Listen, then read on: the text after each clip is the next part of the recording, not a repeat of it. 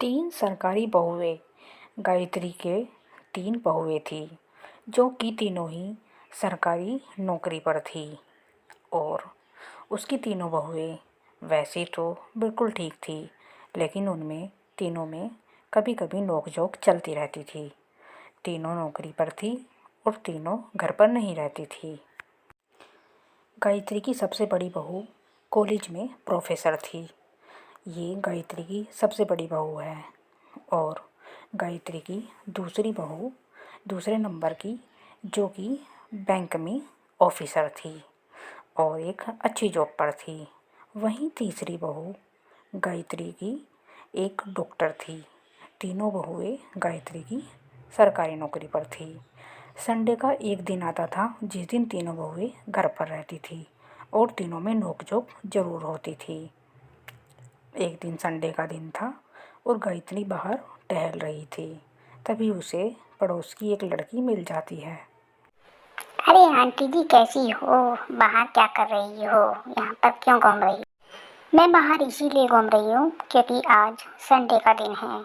मेरी तीनों बहुएं घर हैं और मेरी तीनों बहुएं, तीनों बेटे लेट तक सोते हैं संडे के दिन। इसीलिए मैं आज बाहर घूम रही हूँ। अच्छा अच्छा, वैसे आंटी सब कुछ ठीक तो चल रहा है ना? तो आपकी तीनों बहुएं तो सरकारी नौकरी पर है, आप तो मज़े में होगे ना पूरे? हाँ भाई, मैं मज़े में क्यों नहीं होंगी?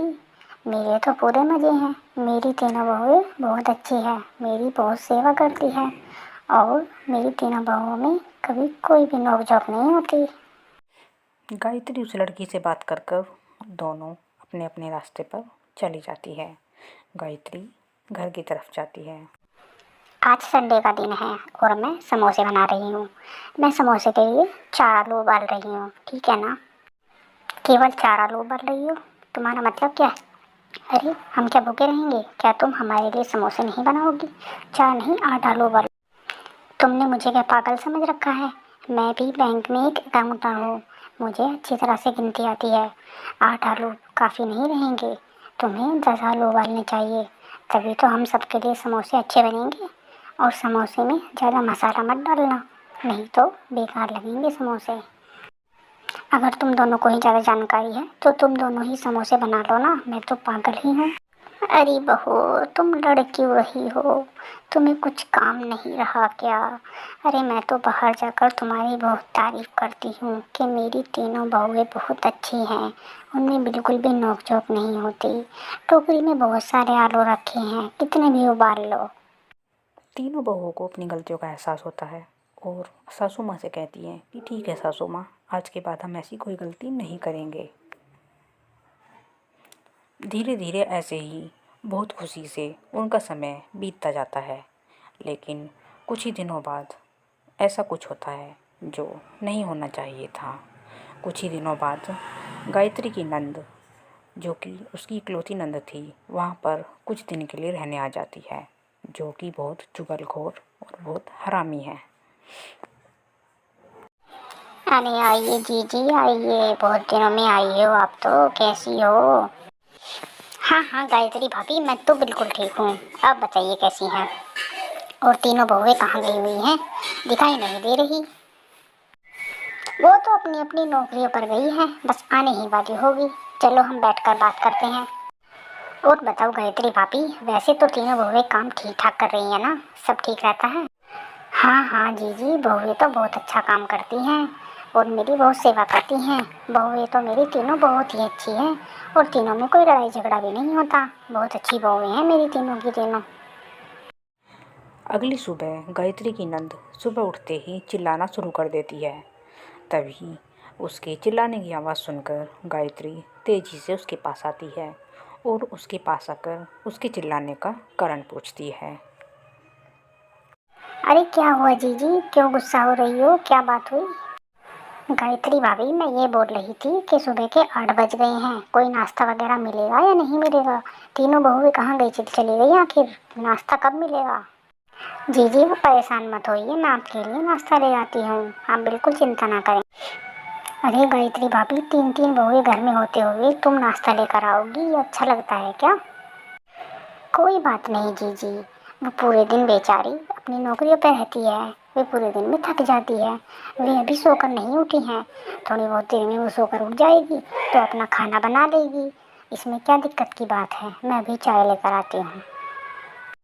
गायत्री फिर अपनी नंद के लिए चाय लेने चली जाती है, लेकिन नंद बहुत तेज थी और चुगलखोर थी। गायत्री थोड़ी ही देर में अपनी नंद के लिए चाय लेकर वापस आ जाती है।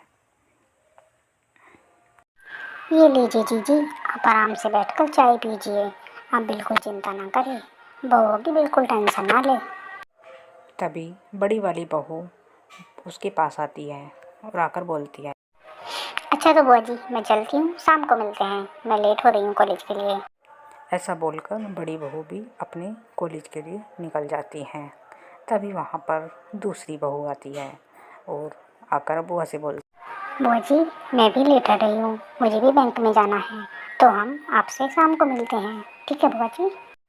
ऐसा बोलकर दूसरी वाली बहू भी चली जाती है और फिर तीसरी वाली बहू उसके पास आती है, जो कि एक डॉक्टर है। बुआ जी आप आराम से रहिएगा, हम शाम को सब आपसे मिल लेंगे, ठीक है। ऐसा बोलकर तीनों बहुएं वहाँ से चली जाती है। ये सब देखकर गायत्री की नंद को बहुत गुस्सा आता है, क्योंकि उसे घर में शांति बिल्कुल पसंद नहीं थी। उसने सोचा कि तीनों बहुओं के कान भर देती हूँ, ताकि इनके घर में आपस में लड़ाई झगड़ा होने लगे। तभी गायत्री की नंद रात के समय में सबसे बड़ी वाली बहू के कमरे में आती है। अरे आइए आइए बुआ जी बैठिए। अरे बहू मैं तो ये बताने आई थी कि दोनों बहू ये बोल रही है कि तुम कुछ भी काम नहीं करती, सारा काम यही करती हैं। अरे नहीं नहीं बुआ जी ऐसी कोई बात नहीं है, हम सब मिलकर सारा काम कर लेते हैं, ऐसी कोई बात नहीं है। ठीक है तुम्हें मेरी बात पर विश्वास नहीं है तो कोई बात नहीं, मैं तो बस बता रही हूँ कि वे दोनों तुम्हारे बारे में ऐसे ही मुझसे बातें कर रही थी। अच्छा बुआ जी अगर ऐसी बात है तो ठीक है, मैं सुबह को उन दोनों को देखती हूँ। अरे बहू बड़ी वाली बहू बोल रही थी कि मैं कॉलेज से जल्दी आ जाती हूँ, इसीलिए सारा काम मुझे ही करना पड़ता है, ये तो कुछ भी नहीं करती। अच्छा बुआ जी, जीजी मेरे बारे में ऐसी सोच रखती हैं, मुझे तो पता ही नहीं था। अच्छा किया तुमने बता दिया, मैं अब उनको सुबह देखती हूँ कैसे वो मेरे बारे में ऐसे सोच रही है। अरे बहू क्या तुम पूरे दिन कुछ भी काम नहीं करती, खाली ही रहती हो? तुम्हारी दोनों जेठानी यही बोल रही है कि तुम कुछ भी नहीं करती। नहीं नहीं बुआ जी, मैं सबसे छोटी हूँ और मेरी दोनों जेठानी मुझे बहुत प्यार करती हैं, ऐसा कुछ भी नहीं है। ठीक है मैं तो बस बता रही थी, मुझसे तो वे ऐसा ही बोल रही हैं कि तुम कुछ काम नहीं करती। अच्छा बुआ जी अगर ऐसा है तो ठीक है, मैं उन्हें सुबह देखती हूँ, ऐसा मेरे बारे में क्यों बोल रही हैं। अरे बहू क्या कर रही हो, आज खाना वाना नहीं बना रही हो क्या? माँ जी मैंने तो सुबह ही पूड़ी और कचौड़ियाँ बनाकर अपने और उनके लिए बनाई थी और हम दोनों ने तो खा ली, और मुझे नहीं पता और सब क्या खाएंगे, हम दोनों ने तो खा चुके हैं। अच्छा अच्छा तो क्या तुम ही अपने आप को इंटेलिजेंट समझ रही हो? मैंने भी सुबह ही ऑनलाइन ऑर्डर करके खाना मंगवा लिया था और हम तो आज छुट्टी है, मूवी देखने भी जाएंगे, हमने प्लान बना रखा है।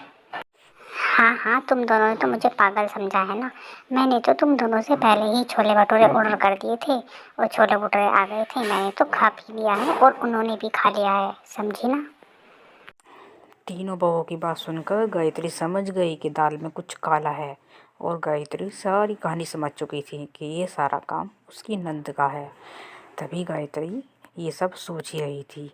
गायत्री तभी दौड़कर वहाँ से चली जाती है और अपनी नंद को देखने जाती है कि उसकी नंद इस वक्त क्या कर रही है। हाँ गायत्री भाभी अपनी बहू की बहुत तारीफ मारती थी, मैंने ऐसी आग लगाई है तीनों में कि अब इनकी घर की आग कभी नहीं बुझेगी, मैंने तीनों में लड़ाई करवा दी। गायत्री चुपके से खड़ी होकर उसकी सारी बात फ़ोन में रिकॉर्ड कर रही थी। गायत्री को अब सब कुछ समझ आ गया था। गायत्री को पता चल गया था कि उसने मेरी तीनों बहुओं को अलग अलग जाकर सिखा दिया है और तीनों में लड़ाई करवा दी है। गायत्री ने अपनी नंद की सारी बातें फ़ोन में रिकॉर्ड कर ली और वो अपनी तीनों बहुओं के पास गई और उनको जाकर उस फ़ोन में रिकॉर्डिंग की हुई सारी बातें अपनी सारी बहुओं को सुनवाई। उनकी बहुओं ने रिकॉर्डिंग की सारी बातें सुनी जो कि उसकी नंद अपनी बेटी से कर रही थी। उसकी नंद की बुरी आदत थी हर एक बात अपनी बेटी को बताने की। वो सारी बात अपनी बेटी को बता रही थी। तीनों बहुओं को बहुत धक्का लगता है और वो तीनों एक दूसरे की तरफ को देखने लगती है। माँ जी हमें माफ़ कर दीजिएगा, हमें नहीं पता था कि बुआ जी इस तरह की निकलेगी। उन्होंने हम तीनों को एक दूसरे के खिलाफ भड़का दिया। माँ जी आज के बाद हम ऐसा कुछ नहीं करेंगे, हमें माफ़ कर दीजिए। गायत्री की नंद को सब कुछ पता चल गया था, इसीलिए वो घबराकर जल्दी जल्दी से घर छोड़कर भाग गई और फिर कभी भी वहाँ पर रहने के लिए नहीं आई। अब गायत्री की तीनों बहुएं समझ गई थी। गायत्री अब अपनी तीनों बहुओं के साथ बिल्कुल खुश रहती थी। तो दोस्तों, आपको हमारी कहानी कैसी लगी कमेंट करके ज़रूर बताइएगा। चैनल को सब्सक्राइब कर दीजिएगा। थैंक यू सो मच दोस्तों।